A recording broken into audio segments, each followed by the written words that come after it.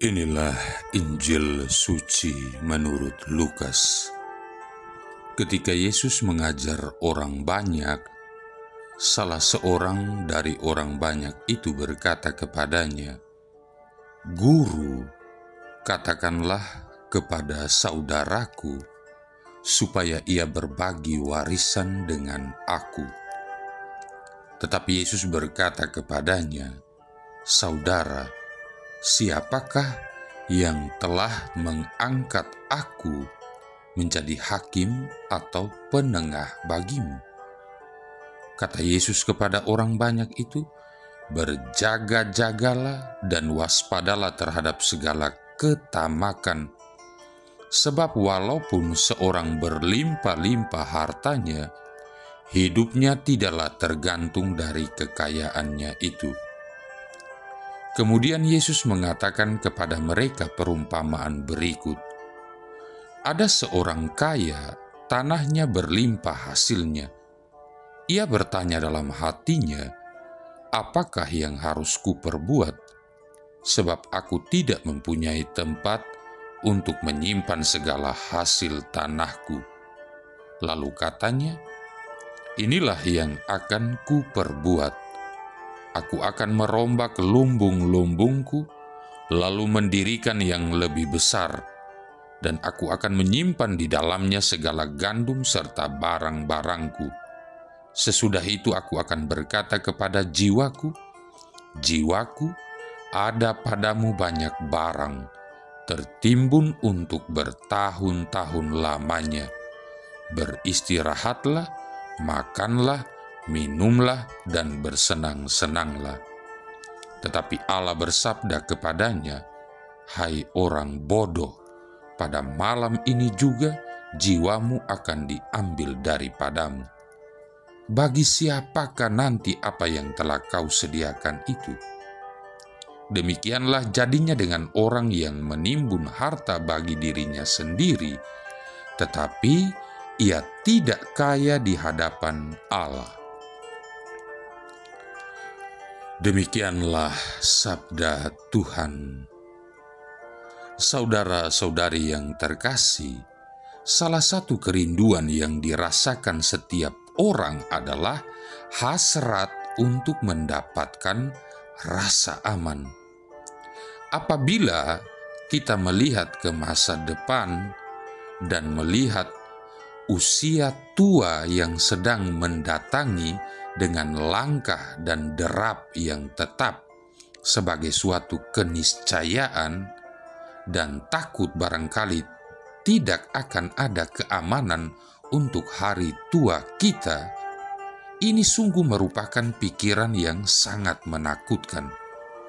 Bukanlah suatu surprise bahwa cepat atau lambat kita menghadapi kebutuhan akan perencanaan masa depan kita, mencoba untuk meyakinkan diri kita bahwa kita akan mempunyai rasa aman teristimewa pada saat kita telah melampaui usia yang masih mampu melakukan pekerjaan dengan penghasilan yang sepadan.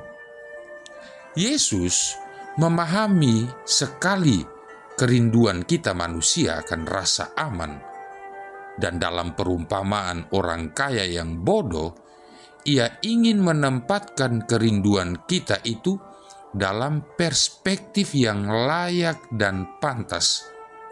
Orang kaya dalam perumpamaan itu bisa saja seorang petani jagung atau petani gandum.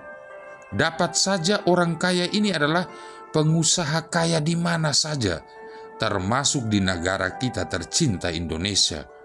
Dengan terus menimbun persediaan hasil pertaniannya, orang kaya ini dapat memberi selamat kepada dirinya sendiri karena kerja kerasnya berhasil, dan rasa amannya pun terasa pasti. Dia telah membuktikan bahwa dia adalah CEO yang aktif, organisator yang hebat, seorang perencana profesional, seorang pribadi yang sangat dihormati dalam komunitasnya.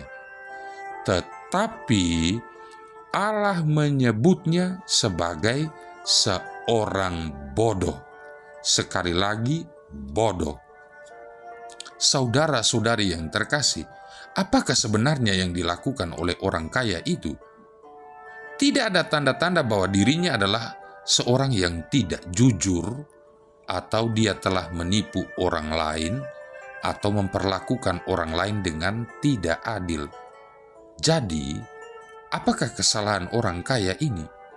Jawabannya, dia serakah, dia tamak.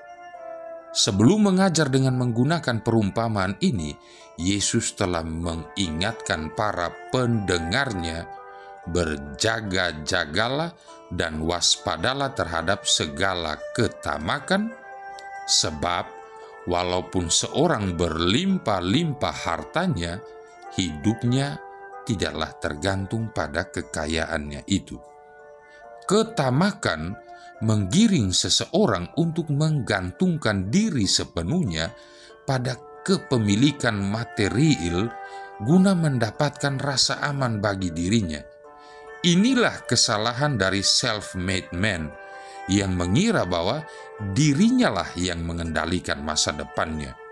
Dia menggantungkan diri pada dirinya sendiri guna mencapai rasa aman. Hal ini membuat dirinya lupa akan Allah, walaupun bisa saja dia pergi misa ke gereja secara teratur setiap hari, setiap minggu. Dia menginginkan keamanan di masa depan, namun dia tidak memandang cukup jauh ke masa depan yang melampaui kenyataan kematian yang tidak dapat dihindari, kepada suatu keamanan yang hanya dapat diberikan oleh Allah sendiri. Ketamakan seperti ini tidak terbatas pada orang-orang kaya. Kita semua dapat saja bersalah karena ketamakan. Masyarakat kita, terutama entah di kota besar maupun di kampung dan desa sekalipun, adalah sedemikian sehingga terasa hampir memaksa kita untuk terus sibuk dengan kebutuhan akan uang dan kepemilikan material, tidak peduli bagaimanapun kita melawan pengaruhnya. Perjuangan kita sehari-hari agar tetap survive sebagai orang benar di mata Allah dalam masyarakat yang begitu korup dan tidak berkeadilan sungguh sangat tidak mudah. Tentu saja kita harus bekerja, menyimpan uang, menabung, dan lain sebagainya. Namun sangatlah salah apabila kita berpikir bahwa kepemilikan harta benda akan memberikan kepada kita rasa aman sejati yang sungguh kita butuhkan. Berapa besar pun kekayaan yang berhasil kita tumpuk, akan tiba waktunya Allah berkata kepada kita, pada malam ini nyawamu akan diambil. The moment of truth telah tiba. Rasa aman apa yang kita miliki pada saat seperti itu? Saudara-saudari yang terkasih, tulisan Santo Paulus dalam bacaan kedua Kolose bab 3 ayat 1-5, ayat 9-11 mengisi ajaran dalam Injil. Santo Paulus mengatakan, pikirkanlah hal-hal yang di atas, bukan yang di bumi. Sebuah nasihat yang baik. Namun, bagaimana kita mempraktekkan hal ini di hadapan kebutuhan sehari-hari? Apakah kita harus berhenti mencari nafkah dan menabung untuk masa depan? Itu bukan jawabannya. Sikap kitalah yang membuat perbedaan.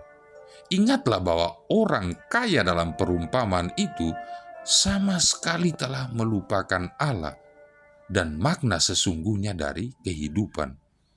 Satu-satunya tujuan yang ingin dicapai oleh si orang kaya adalah rasa aman dalam kehidupan di dunia ini.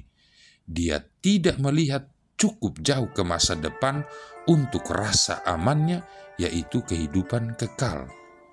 Yesus ingin agar kita menanggapi naluri kita untuk memperoleh rasa aman, namun Ia ingin agar kita menggunakannya untuk bekerja mencapai hidup kekal dengan menjadi kaya di hadapan Allah. Yesus ingin agar kita berdiri di hadapan Allah dan mengakui bahwa kita miskin dalam arti bahwa setiap hal baik berasal dari Dia, bahwa tanpa Allah kita praktis bangkrut secara spiritual. Salah satu hal yang paling penting tentang doa adalah mengatakan kepada Allah, "Aku tidak dapat berjalan sendiri tanpa Engkau. Aku tidak dapat melakukan apapun, tolonglah aku." Inilah yang kita ungkapkan di dalam doa syukur agung. Sungguh kuduslah Engkau ya Bapa, dan sungguh wajarlah bahwa segala ciptaan memuji Engkau, sebab Engkaulah yang memberi hidup dan menyucikan segala sesuatu. Doa syukur agung yang ketiga. Kita harus benar-benar memaknai kata-kata dalam doa syukur agung ini. Kita harus memohon kepada Allah agar memimpin kita melalui hidup sementara ini ke hidup yang kekal. Jadi pada waktu menghadapi maut, kita pun dapat mempunyai keyakinan bahwa Allah akan berkata, engkau sungguh bijaksana karena engkau bertumbuh menjadi kaya di hadapanku.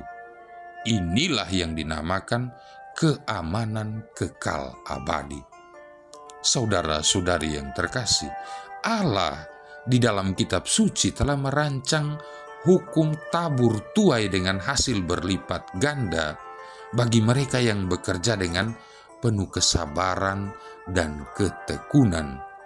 Bayangkan jika setiap petani menabur benih dan ia hanya menuai satu buah dari satu benihnya itu. Jika itu yang terjadi, mudah kiranya untuk memikirkan apa akibatnya bagi dunia kita ini. Namun semuanya telah diatur bahwa satu benih yang ditabur, yang dirawat dengan baik, tentu akan menghasilkan buah berlipat ganda. Dan juga adalah kebenaran bahwa apa yang kita tabur, itulah yang kita tuai.